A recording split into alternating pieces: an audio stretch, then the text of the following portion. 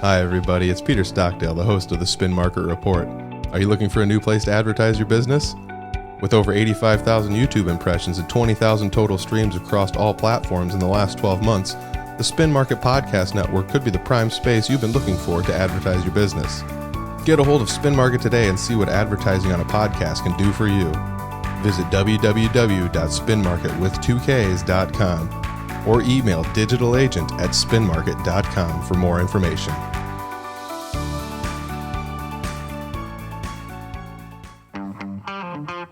It's the Spin Market Report.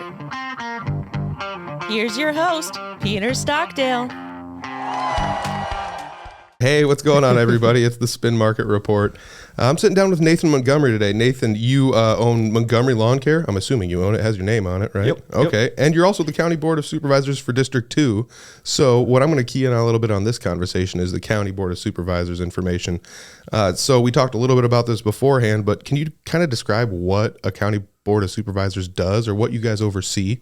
Yeah, that's a good question. In Webster County, we're a board of 5. Some counties have a board of 3. So we have 5 supervisors here in Webster County, and we're all district represented. So I'm, like you mentioned earlier, I'm District 2, which is the southern half of Webster County.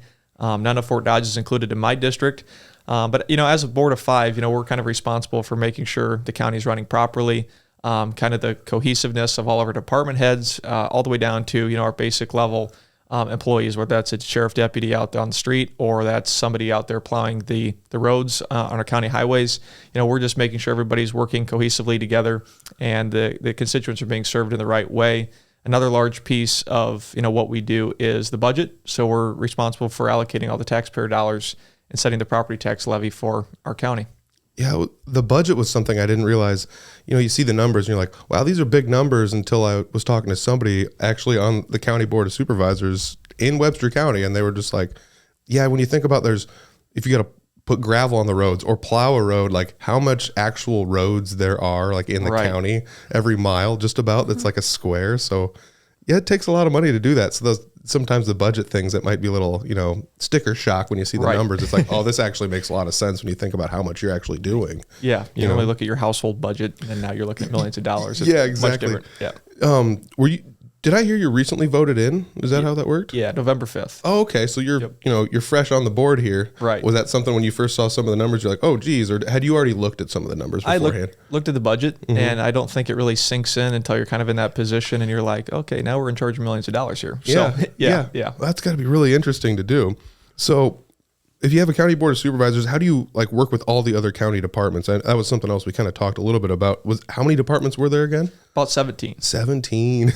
So that's great. So how do you make sure everybody works cohesively? Right. That's a great question. We actually just had our department head meeting yesterday with department heads in the morning, and Lindsay Loffesweiler, our county recorder, kind of been a big champion for doing this. We're trying to roll out monthly. We have these meetings with our department heads going into 2025, and we're kind of laying out that strategic vision among our departments and our department heads. And that was a really cool conversation because it's my first time being a part of that conversation yesterday in the meeting. And it's kind of just a fly on the wall, kind of seeing how things went and, work together. But, we're just trying to bounce ideas off one another. What do you see your department needs more attention to, or what would you like to spend more time investing in? And then just kind of bridging the gap and working together. And, one thing that we really echoed in the meeting yesterday was, what we say in this room, as department heads and as board of supervisor representatives is, we want that to not just stop at that door. We want you to carry that out to the rest of your staff members in your departments.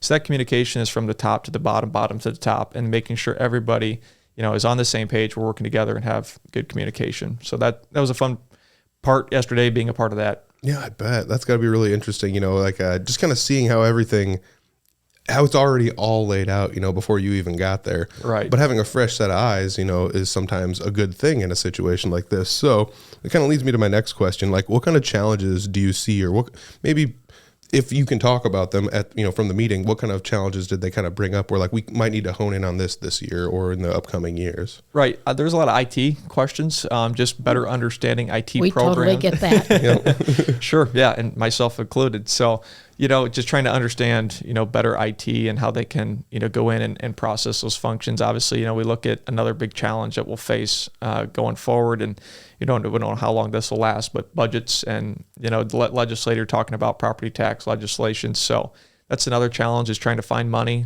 The services that you have to, produce as a county government remain the same, but your costs go up. And so it's how you balance that, how you work through that is a tough conversation, but it's a good one we have to have. Oh yeah, I guess I didn't think about that. If you got a big budget, and then everything in the world always goes up in price every year. So if it's a big budget, it's the incremental increases. It's going to be the same, but the number is going to be kind of big, So you got to try to find a way to see where you can come up with more money to make all that happen, because these departments are people with jobs doing things, servicing the county literally. So yeah, it's got to be kind of difficult to kind of just go in there, and I don't know. I still think, like, from my perspective, if I just like walked in there, I'd just be wide eyed the whole time. Like, wow, okay, give me a second to catch my bearings here. Mm-hmm. So like, how do we go about meeting the needs of different people within the county? I know your district, you said, was the southern portion. Do you guys have like a board meeting where you all get together and say, like, my district needs this, or like there's people that are, constituents that are saying we might need this in this area, or how do you kind of go about balancing all the needs? Yeah. So actually yesterday I've been in email communication with the city clerk calendar, which is obviously down in my district. And they have a recycling bins down there, and they're looking for, a money commitment from the county to put X amount of dollars towards that bin. And so obviously that's money we'll allocate from the budget to help that portion of the county. But, I think it's, Nikki Conrad, for example, our chairwoman this year, her district's all of Fort Dodge. Bob Thode, his district's all of Fort Dodge. So I think we have a good board in place. I think we can come to one another and say, hey, this is an issue in my district. Can we look to take some of that money out of our budget to put towards that particular issue? And vice versa. Fort Dodge helps Webster County. Webster County helps Fort Dodge. I think we all have to work collectively as a team. I think we have a good partnership with the city. Just continuing those communication pieces is critical to all work together and understand there's going to be sometimes we have to help the rural part. Sometimes we have to help Fort Dodge. You're bringing up a really good point, is that because you have both urban and rural, mm-hmm. I mean, what happens in the city and what happens in the country, in the county area on it, are totally different in many aspects on it, but yet you still have to roll all that in together and figure out a way.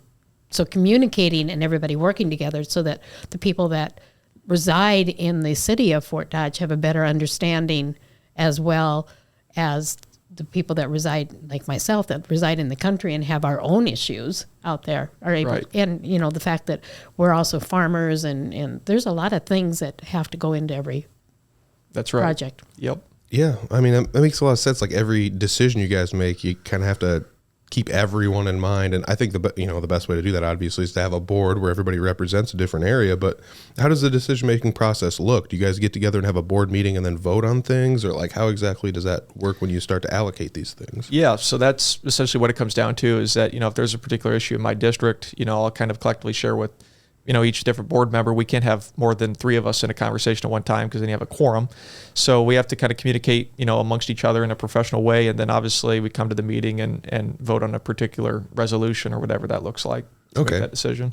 So you can all be together, but it has to be like in a very public situation, like a board meeting. Right. Okay. So you can't just be like all hanging out at wherever. And okay, that makes a lot of sense. As long as you're not discussing county business, you technically can. But if you are, it has to be posted to the public. Okay. Oh, okay. So it's all about keeping the transparency in there. Right. All right. So. Yep. That makes sense. So like, how about recent decisions that you've made? I mean, you're new to the board, so was there anything that you guys discussed at a recent meeting where they're kind of championing a decision they had made in the past that, going forward, they're going to keep an eye on it? Sure.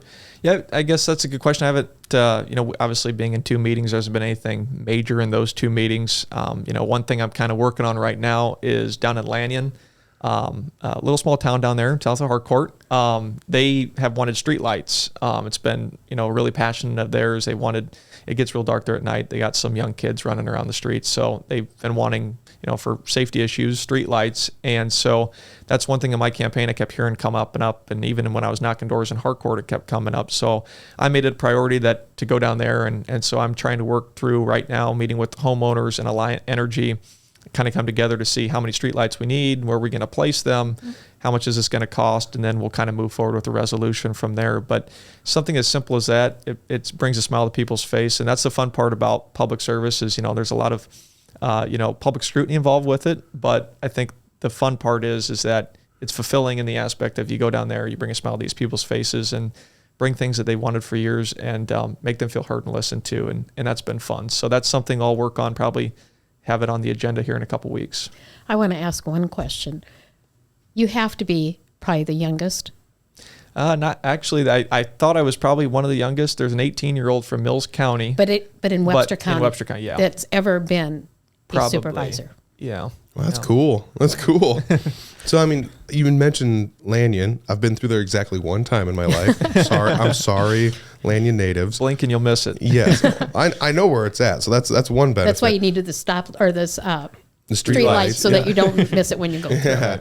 But I mean, that's something how many people knew that Lanyon didn't have street lights, And then like, if you think about it internally, it's like, how would you feel if like part of Fort Dodge didn't have street lights? It would just be, it just seems crazy not to have any. So it makes sense to try to, want to put some in there, especially if there's children in the city, or in the town, I guess. But, that's one of those things where I feel like having somebody on a board representing people, and like maybe, I don't know if you want to call them constituents, but the people that are in your district, they can bring things up to you that might not, otherwise reach public light, and then having you there to be like, I think we might need some street lights over here. That's something that maybe not the general public, even in Webster County, knows that Lanyon doesn't have streetlights. Right. Yeah. Yep. And it's fun to kind of bridge that gap and be that resource for them. Absolutely. That's awesome. So how does a board decision impact the daily life of a county resident in practical ways? I know you said there were 17 departments. We could probably go down each department and say how they improve the county, but like, what are some of the major decisions you guys make at a board level that impact the county? Yeah, I mean, property taxes is a big one. We set the property tax levy and, dictate based on your tax value, how much you'll be paying in property taxes per year. So that's a big part of it. There's ordinances that we set. So, if somebody's looking to mine right next to your house, we can put ordinances against that, a restriction of distance. We're looking at the carbon solutions pipeline that's coming through the state of Iowa or proposed state of Iowa. And, looking at how we can create maybe a resolution standing against eminent domain with the IUC, Iowa Utilities Commission. So just decisions like that impact daily life. I always say that local government can be one of the most fascinating but yet most challenging levels of government, just because everything, does affect backyard policy. I mean, it really does change your backyard and your daily life. Yeah, you'd mentioned mining, and I'm sure there's people that are just like, mining, that's not really a thing, but there's mining in Webster County. Very much so. And speaking of which, there used to be mining in Humboldt County, and somebody bought a quarry, and they're trying to start that back up again, and they had to have a vote on it, and it made front page in the Humboldt County paper. So these are important topics that really impact everybody's daily lives. So what are some common misconceptions people may have about like a county board, like if your role on the county board, do they think that you have the ability to change things that you don't have, or do they just not know exactly what your job is, or like what are some misconceptions people have? I think, just the biggest misconception to the last point is that just people don't know what we do exactly. They don't realize all the work that goes into it. I think a lot of people look at the job and they say, oh, you meet every other Tuesday. You kind of answer a couple emails here and there, but there's a lot to it. We're each on about 10 commissions, boards a piece as supervisors. So, we're representing 50 boards throughout the community. I mean, just example, yesterday was about a 10-hour day just doing supervisor work. I was traveling, going back and forth throughout the district, taking care of some emails, phone calls, and then, every phone call, it seems, leads to about 3 different communication points you have to do. So it is a time commitment. I think that's, when I was knocking doors, even talking to the general public throughout the election, was, what's a supervisor even do? Or who is my supervisor? Or what district am I in? People don't necessarily know. And so there's a way we can better educate the public. I'm all about doing that. I got a Facebook page, a lot of things I try to post on and be transparent. I think going door to door, though, this election cycle gave people the opportunity to say, oh, this is, what you do, and they got to know me. So, but that's a big misconception. That's great. You'd mentioned some days taking like up to 10 hours just to work on county board of supervisors stuff instead of, I mean, you do have a business and a job, so like that's pretty noble in and of itself, but it makes me think like, so how do you prioritize everything? Like, if you have all this stuff going on, how do you have time to, categorize everything for all the people that need whatever their amenities they need from the county? Right. Yeah. You kind of just take it in piece of what you believe or what your board members collectively believe is kind of the most important, and then kind of tackling issues from there. So, right on my desk, I probably got about 20 to-do list things. So it's kind of a first come, first serve thing right now. But just trying to get through and get to everybody is kind of the important thing. So some things take a little bit longer than others. You just got to work out all the kinks with everything one day at a time. Yeah. So what about budgeting? Like how does the budget come together? Again, this is something I feel like if they started it today and they're like, we need a budget, it'd probably be a little bit of sticker shock. But having gone every year and making a budget, you kind of have an idea of where it's going. Like, but how do you determine the budget, or how do you decide that one area might need a little bit more money than another area, from year to year? Yep. Yeah, so it was actually December, we had our department heads come and they propose their budgets to the board. So each department head comes in front of the board and presents their budget. Really cool to kind of see how each department head comes in and proposes her budget. Lindsay Loffesweiler, our county recorder, comes in and she has a PowerPoint, and she does a fantastic job, super passionate about it, comes in line item by line item, to the cent about what she's going to spend. Other ones will come in there and they'll kind of do a broad overview. But that was a 2-day budget hearing process that, we were a part of. And before Mark and Nick left, we just kind of wanted to make sure, us new guys coming onto the board were on the same page and we seen the process. That was really cool to see. And so they come in, they propose our budget, and then as a board, we'll collectively decide, okay, they're asking for X, can we provide X? And if not, what can we cut? What can we work towards? And then we'll have that conversation with them. And communication is a critical piece of that, making sure that the department head understands, what decisions we're making and that we're all on the same page. It may not be that we agree, but at least we have that communication piece in place. All right. So let's say, for instance, you make your funding decisions for, this department, that department. Everybody kind of has a budget that's made, but like, how does that impact the residents? Like some of the things I have written down here for examples was like maybe road maintenance or healthcare or education. Or are these the types of things that it's going to impact? Yeah, road maintenance is huge. Down in the Dayton shed last year, they offered a guy early retirement. He took it, and so now we're down to about one employee in the Dayton shed. Trying to find more capital that we can utilize to bring on another employee, or looking for those resources between Dayton and Harcourt shed, or 2 employees. And so we're maybe looking potentially in the future as a consolidation of those sheds. So it does affect, the services that, are provided. We want to respond in a decent time to get to the gravel roads. The people that live on gravel roads are paying roughly the same property taxes as somebody who lives on a paved road. And so it's trying to perform, again, it comes back to that struggle, is that your duties and the services you have to perform remain the same, yet your costs go up. So it's about balancing all of that and trying to make sure that our taxpayers are taken care of in the most effective and efficient way. Nice. So what about like economic development? Is that something else that you had mentioned something about that when you talked about like maybe like somebody wants to start up a quarry or something like that. You guys have the ability to vote on things like that. Do you make a lot of economical development decisions in the county, I guess? Yeah, so we have a good planning and zoning board. Our planning and zoning commissioner is Jeff Johnson. They kind of lay out the framework for the zoning aspect of it. So if somebody's looking to take a piece of land from residential to commercial to industrial, they go through that process, and then obviously the board has the final say in that decision process. So, but economic development is huge. I mean, you look at the ag park we have here, it's like a mini city out there. It's a huge revenue boost for the county, huge job creation. Jobs create housing creates business, strong economy. You bring in different businesses like a Chick-fil-A when you have people that live, work, and play here. And so everything culminates together, and it's a critical piece. I look out at marker 126 out there on Highway 20. Oh yeah, Kevin and Sheila Stump. I mean, it's a gem we have out there on Highway 20, and they bring in jobs. It brings people into Webster County, although it's maybe not Fort Dodge, it's still Webster County. And the revenue that we collect, now on that property is substantially more than just when it was an ag piece. Mm-hmm. So it's awesome to see that property come, to fruition out there in that project. But, economic development is a huge thing we have to continue to focus on. And the partnership with Astor Ferris at the Growth Alliance and everybody working together, I think it's going down the right track. And I think we have good things and big things to come in the future. You had mentioned like possibly rezoning things, that might be something that's in your wheelhouse. What about if somebody has like farmland, if they want to like put something up on a farmland or like plow it up and we're going to use this for something other than farming. Is that another instance where you'd have to like rezone it to? Yeah. Okay. Yep. All right. Just double checking on that one.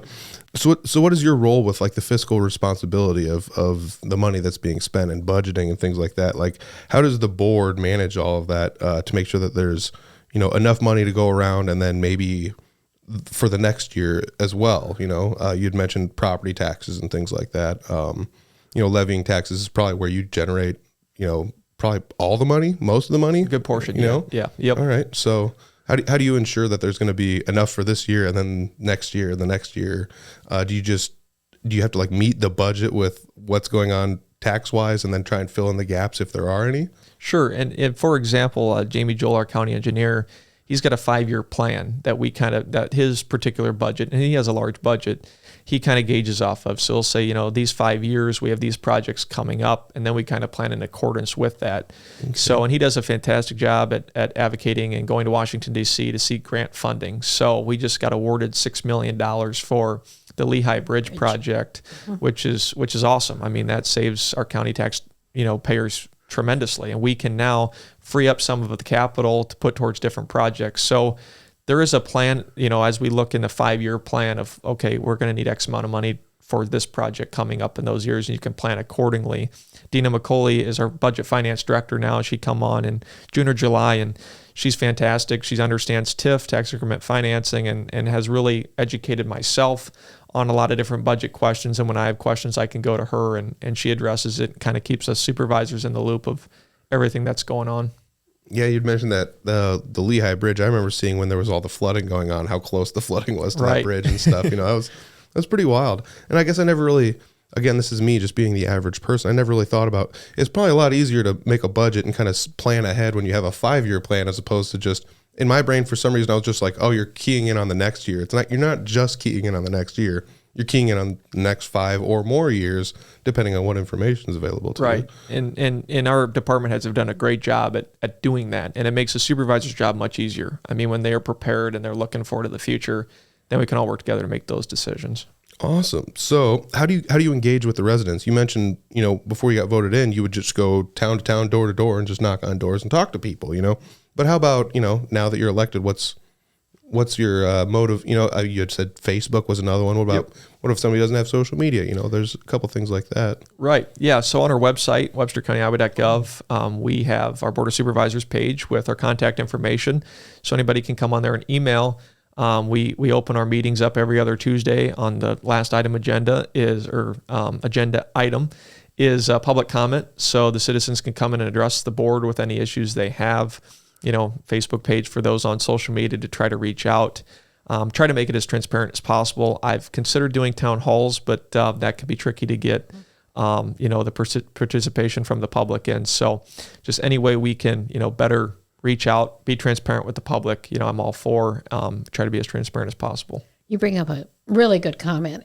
It's us as individuals out there that it's just as important to us, or to you and to us, to be able to communicate with you. And if you have questions, you need to reach out. Right. You need to get those answers on there. And whether it's you're using the Facebook page or emailing you or whatever mode it is, but it's my responsibility as a individual living in Webster County to ask those questions and get the right answers and not be passing along things that aren't quite appropriate. Yeah, it makes sense, because there's nothing worse than hearing somebody just being like, I don't like this. And it's like, well, what'd you do about it to change it? Nothing. Right. And it's like, you got to do something, At least get the communication going and find out, you still may not like it. Yeah. But you really need to understand it. Bingo. Right. And get that information. I say that all the time to people out there as well. It's, they'll say they didn't like it. Well, okay, what did you do about it? What don't you like?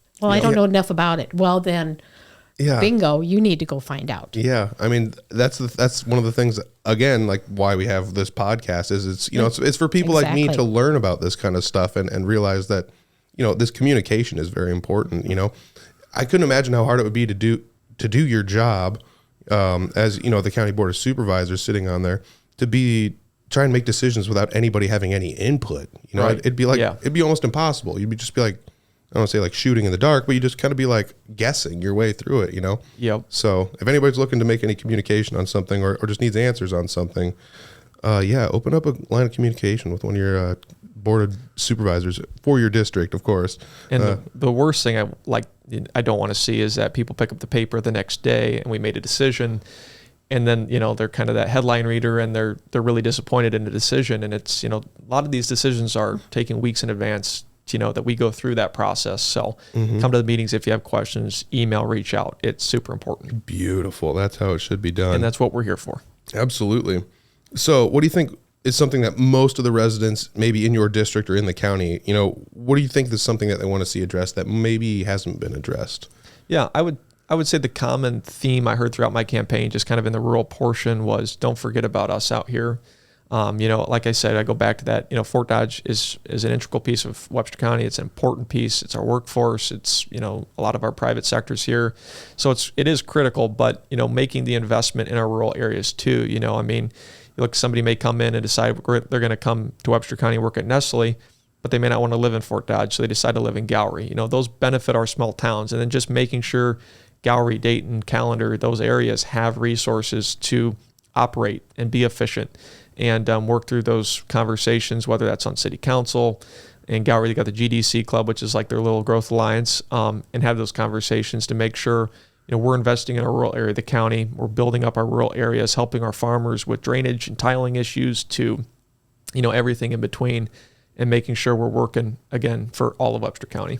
Nice. That's how about collaboration? We had talked a little bit about collaborating with different forms of either the local government or different sectors of it, but do you collaborate with businesses or community organizations that maybe aren't necessarily just the government? Yeah. So if there's businesses that may be looking to expand, or they may be looking to, change a piece of their business and they need some aid from the county, we have those conversations and work through that too. You talk about planning and zoning.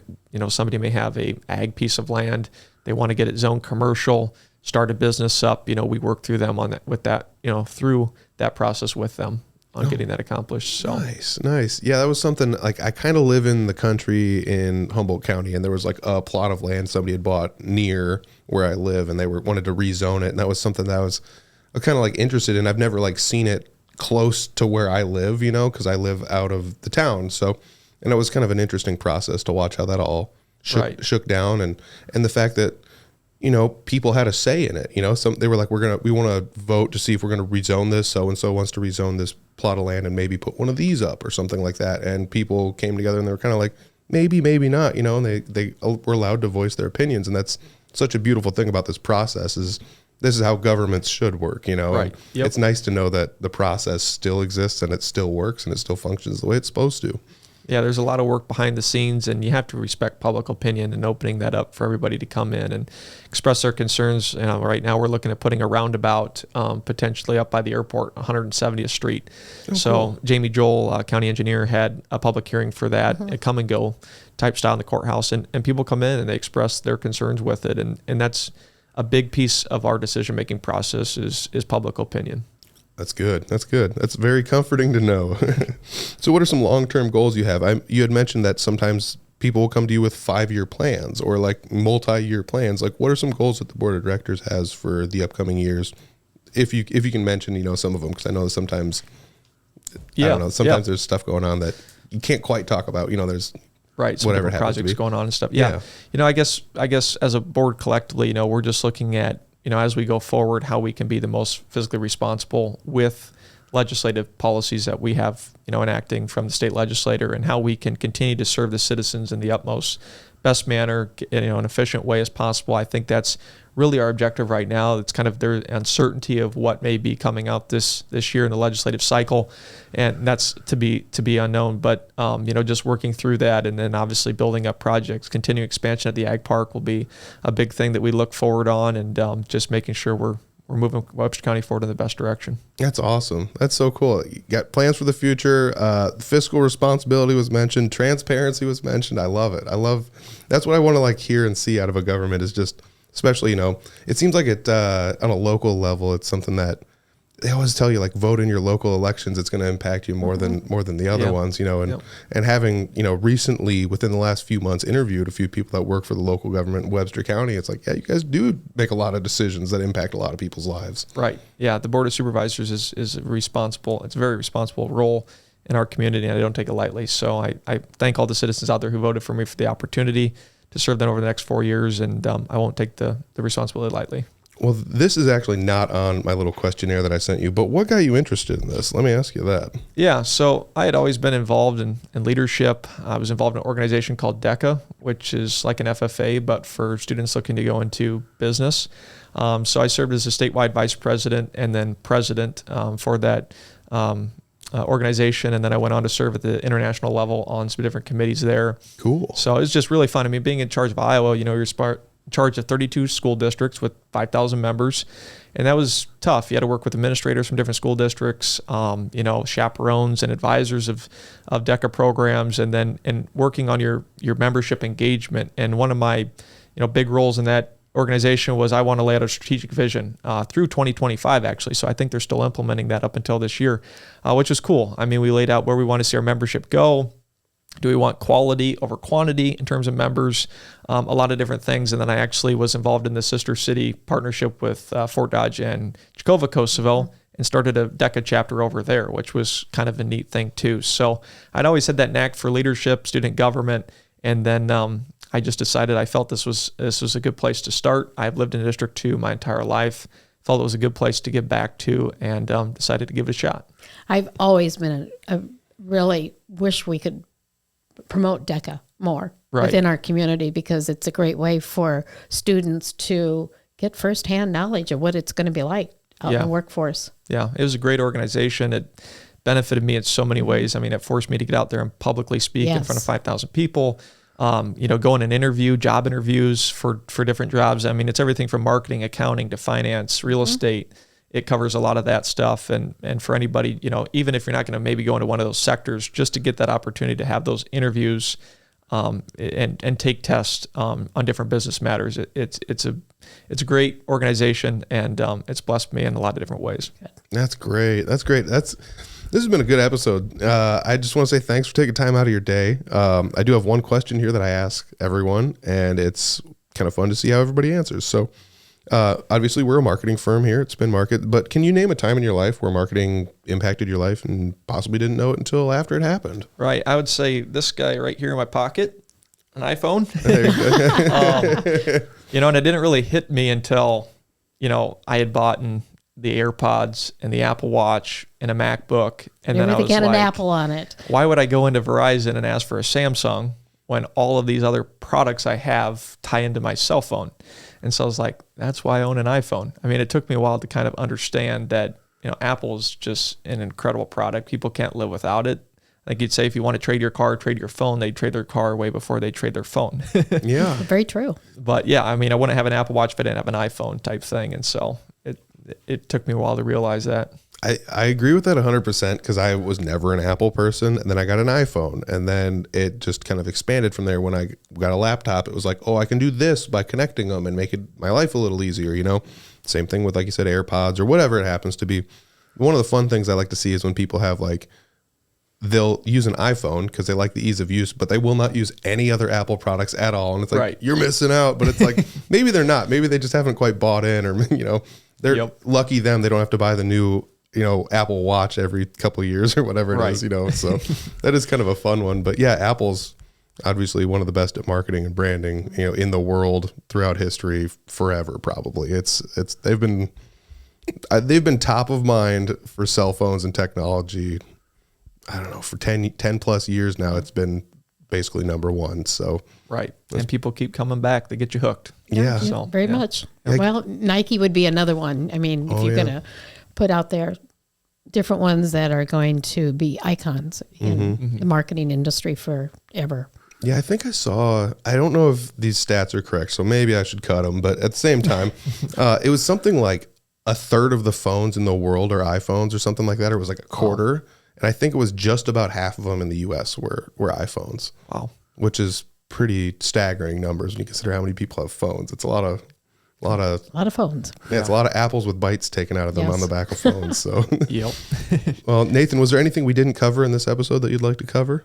I don't think so. I just want to thank you guys for the opportunity to come in here today, and thank you guys for what you do in our community. Like I mentioned earlier when I come in, I said it's great we have you guys in town here that, provide these services for businesses and everybody in this town. So can't thank you enough. I can't thank you for doing the podcast enough. I think it's great educating the public on people, businesses, county government, everything under the roof. So Anybody that is interested and would like to be a guest, we encourage them to reach out to us because that's what we're all about, is making sure that we're communicating and getting that information out. And as I say all the time, is as your business grows, so does our community. Right. And as well as your digital footprint is our community's footprint. It's so important that we put the right vision out there for other people looking at us. Yeah. Awesome. I'll have some links down below if you want to check out anything that has to do with County Board of Supervisors. So if you're looking for something like that and you said, oh, I want to, who's my district representative? If you don't know, there's a place down below to check it out.